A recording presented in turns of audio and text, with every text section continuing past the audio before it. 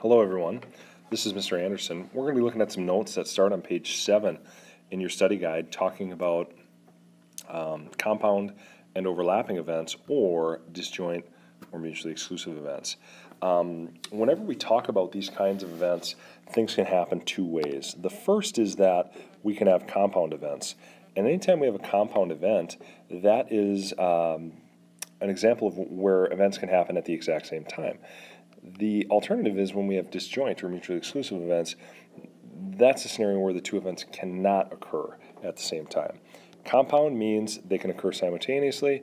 Disjoint, mutually exclusive means they cannot occur simultaneously.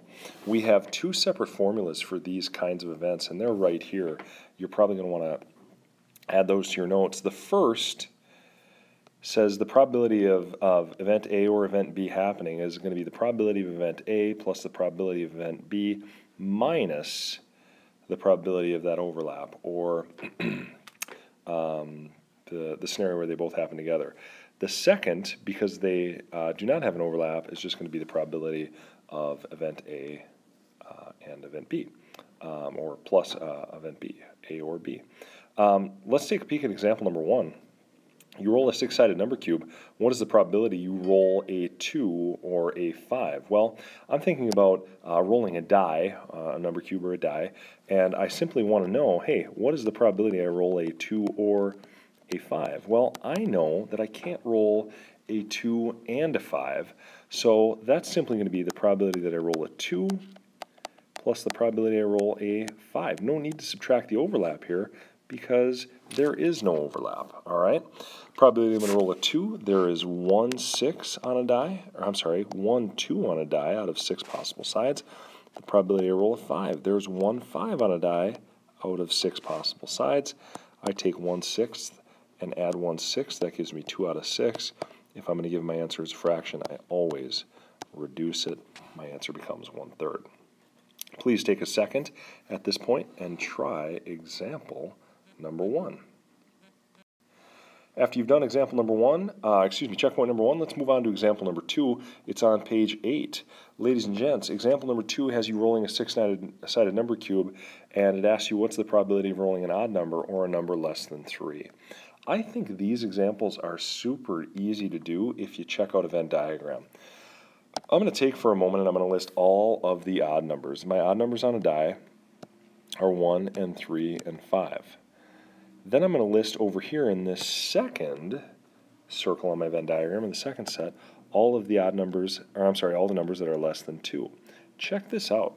I have a scenario where I have an element occurring in both parts of my Venn diagram, or in both sets. So what I'm going to do is I'm going to erase that element, or I'm going to get rid of it from right here.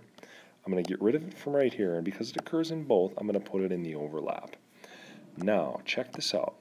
If I was to count all of the odd numbers, I'd say 3.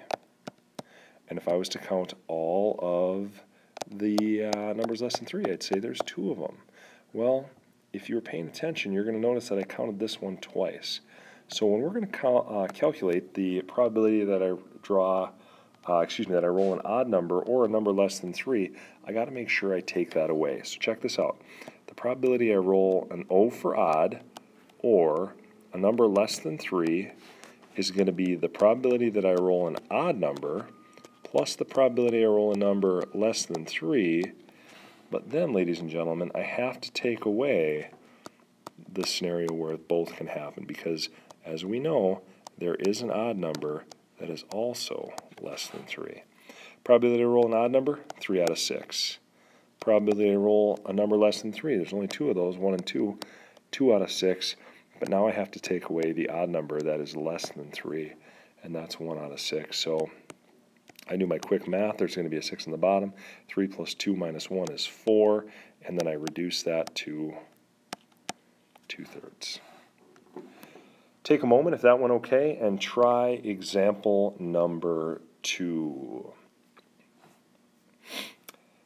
On the bottom of page 8, guys and gals, you see a deck of cards, a standard 52-card deck, and now it's time to decide whether or not these two events are disjoint or overlapping, and we can do so by using those formulas. Check it out. All right, you are going to, I'm reading question number 1 here, you're going to select a card from a standard deck. Tell whether the events are disjoint or overlapping. Then find the probability of A or B. Notice it doesn't tell us which formula to use. We got to make a decision. All right, event A is selecting a heart. Event B is selecting a king. So I have to ask myself this question. Is it possible for a card to be a heart and a king at the same time? And the answer is, yeah, it is. I, in fact, have a card called the King of Hearts, and that's right here. So I'm going to make note of that. These are overlapping. All right, so when I calculate the probability of A or B, in this case, the probability that I'm going to select a heart, well, that's going to be 13 out of 52, right, because there's 13 hearts out of 52 cards, plus the probability I'm going to draw a king, in this case, 4 out of 52, because there's 4 kings out of 52 cards, and then I got to take away the element in the overlap, which is 1 king of hearts. This ends up working out to be 16 out of 52, and we always want to reduce those fractions, so I'm going to call this 4 out of 13.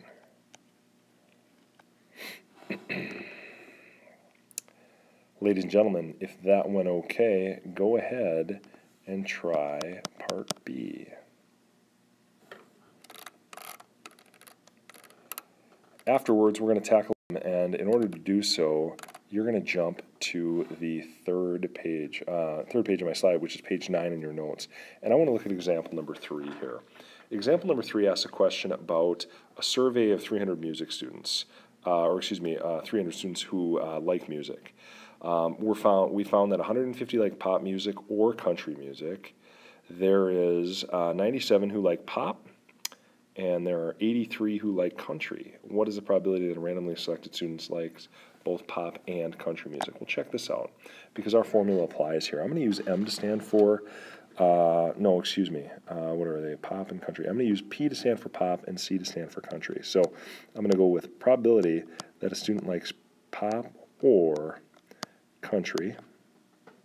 All right, well, that's going to be equal to the probability they like pop plus the probability they like country minus the probability they like pop and country. And you might be asking yourself, hey, how did you know to use the overlapping formula? And I knew that because I was told to find, where did it go? I was told to find this right here. And that tells me that there are students who like both. So I'm going to start by saying, hey, there's 150 who like pop or country, so that's going to be 150 out of 300. All right. Then there are 97 who like pop, so that's going to be 97 out of 300. Then after that, I'm told there's 83 who like country, so 83 out of 300. And lastly, there's some people who like pop and country. I don't know who they are or how many they are, but that we're going to call X as our variable. Now here's the beauty of a problem like this. You have a scenario where all of the terms are over 300. So you can multiply everything by 300, or you can effectively just drop the denominator, and you've set up a simple linear equation.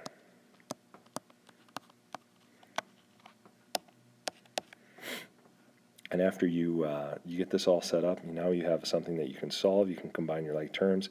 97 and 83, when you add those work out to be 180 minus x. And now I'm going to let you guys take this the rest of the way, and that'll complete our notes.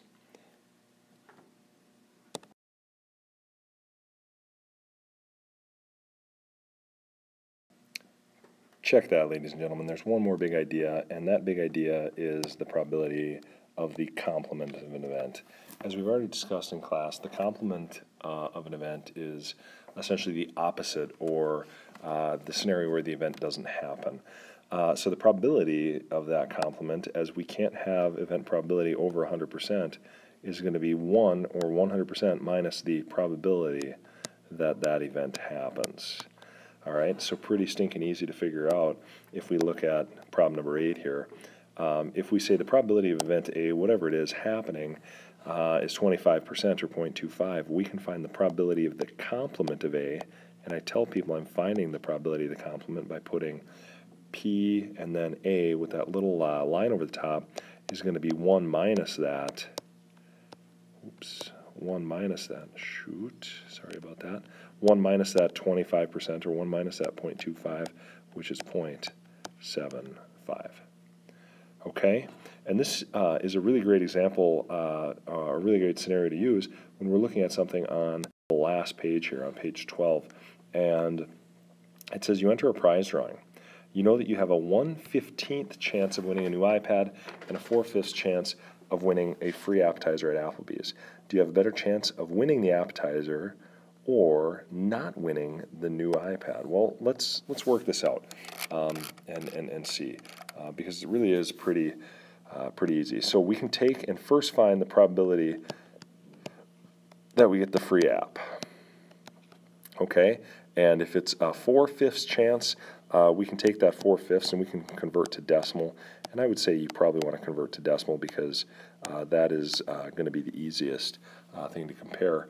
Very often it's easier to compare decimals than fractions. But we got an 80% chance or a 8/10 chance or 4/5, however you want to say that.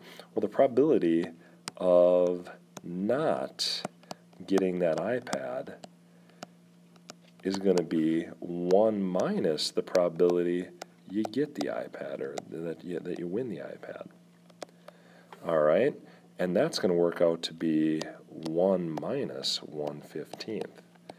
Now, if you work that out in your calculator, you're sitting at roughly 0.93 or about 93%. So now we just have to make a visual comparison.